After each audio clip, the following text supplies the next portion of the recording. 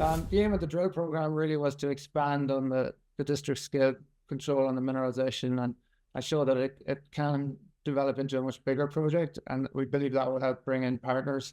They would like to see that scale and upside from the project. And, on monetizing that, we'll be focusing on other businesses and opportunities that can generate revenue for the company. All right, welcome back inside our proactive newsroom. And joining me now is Aidan Lavelle. He is the CEO of European Green Transition. And Aidan, it's good to have you back again. How are you? I'm good. Thank you, Steve. Good to have you along. And I know the company has issued your interim results for H1 of 2024. And obviously, there's some things in there we need to talk about. The IPO was quite good. And your Ulsom asset as well. Major developments happening there also. Just general thoughts on what you're seeing in H1. Yeah, we're very pleased with H1. We had a very strong listing in what was a difficult London market. We raised £6.5 million. It was oversubscribed, and very pleased with the share price performance since then, up between sort of 20 and 50% at times. So that's a very strong start for the company. And we've had a lot of news flow as well from the Ulsom rare earth asset, as well as another few options announced. But yeah, we've conducted some sampling, released some high-grade grab sample results from Ulsom, discovered some new mineralized structures, and released results from metallurgical test work there in July, which shows that the rare earth phosphates can be processed using routine processing technologies used at other deposits and mines. And also we've just conducted a low-cost drill program of 1,500 meters in August to prove up the targets we identified in outcrop and sort of verify the district scale control of mineralization. So we're very pleased with how that's gone as well. Yeah, just on that project, Aidan, I know you mentioned there the goal is to monetize the project and sort of redirect your focus on more advanced revenues and things like that in the green energy transition. Can you sort of expand a bit more on that and how that would work?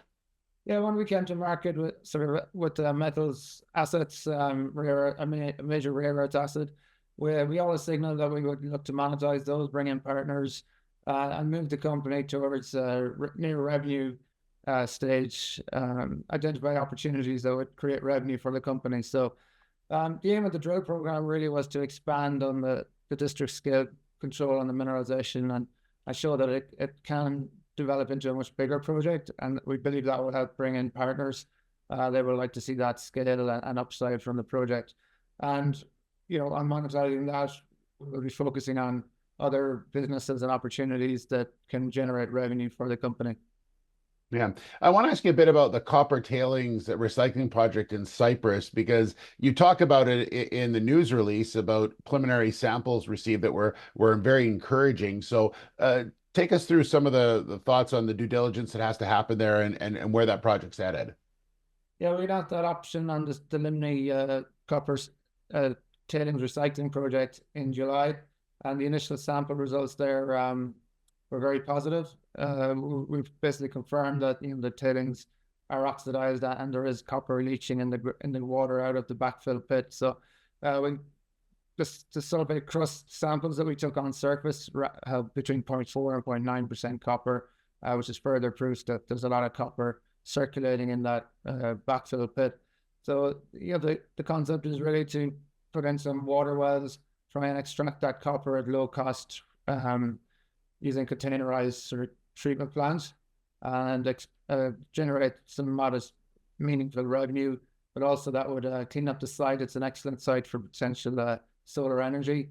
It's essentially a disused old mine site, and Cyprus is one of the sunniest countries in the EU, and they're quite dependent on fossil fuels. So it's an excellent opportunity to work with a partner on solar energy there and basically get another bite of the cherry to try and make some revenue from that project. So we are advancing the work streams there with consultants and also engaging with key stakeholders as well. Yeah, good update. Also want to ask you, obviously this covers H1, getting into H2. I know you're going to be busy, that's for sure. So what can we look ahead to? Yeah, we finished H1 with £4.9 million in the bank as of 30th of June, and announced two options. These are a really good structure to help us develop the business model and see if it works to be revenue generating. And that's both on the Elimni or the Cyprus copper tailings recycling, and also on a carbon credit project in Ireland, which is through peatland restoration and nature credits. And we look forward as well to results from our drilling. So we've finished that drilling at the start of September, and we expect to get all the drill assays back from the Alstom Era project in later H2. So yeah, we have some more news flow to come, and lots of other opportunities that we're assessing in well, for revenue generating businesses as well. Yeah, it looks like we're going to have a lot of conversations together because you're going to be a very busy in H2. Aidan, thanks so much for updating us on this, and appreciate your time, and we'll talk soon. All right. Thank you, Steve. All right. There's Aidan Laval, the CEO of European Green Transition.